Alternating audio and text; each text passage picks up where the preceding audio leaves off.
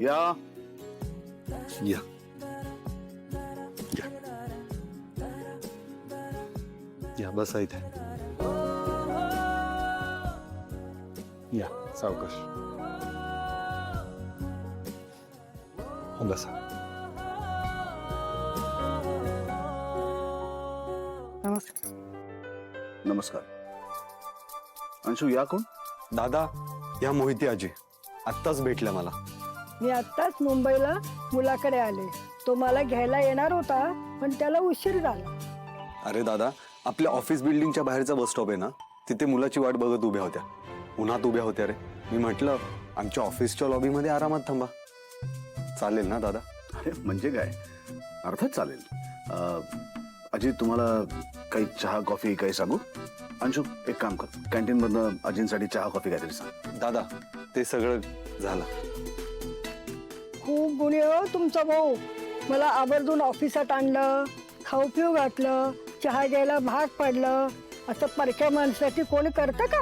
मला वाटायचं मोठमोठ्या ऑफिस मधले माणसं मला शिष्ट असतात, पण तसा तो अजिबात नव्ह तुमचा भाऊ. लहान आहेस म्हणून अरे तुरे करते बर का.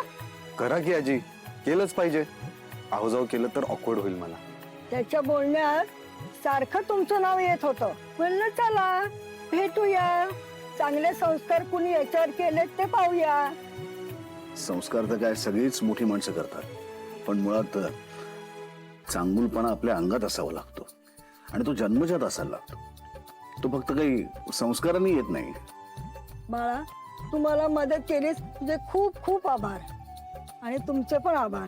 आभार कसले त्याच्यात? चला येते मी. तुमच्या मुंबईमध्ये खूप ट्रॅफिक आहे म्हणून माझ्या मुलाला यायला उशीर झाला. चला येते मी. दादा, मी ड्रायव्हरला सांगितलंय त्यांना घरी सोडून यायला. उत्तम केलंस. सुखी राहा. या.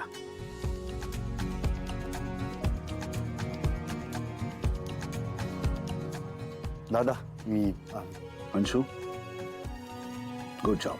थँक्यू दादा. दुसऱ्यांना मदत करून किती बरं वाटतं ना दादा. आणि त्यात ही आजी तर मला आपल्या आजी सारख्याच वाटल्या. आणि महिलांना तर मदत केलीच पाहिजे, यु नो. श्वेताचा वाईट एक्सपिरियन्स आला म्हणून मी खचून नाही जाणार. समाजातल्या गरजू स्त्रियांना मी नेहमी मदत करत राहीन दादा. I am proud of you. आलोच.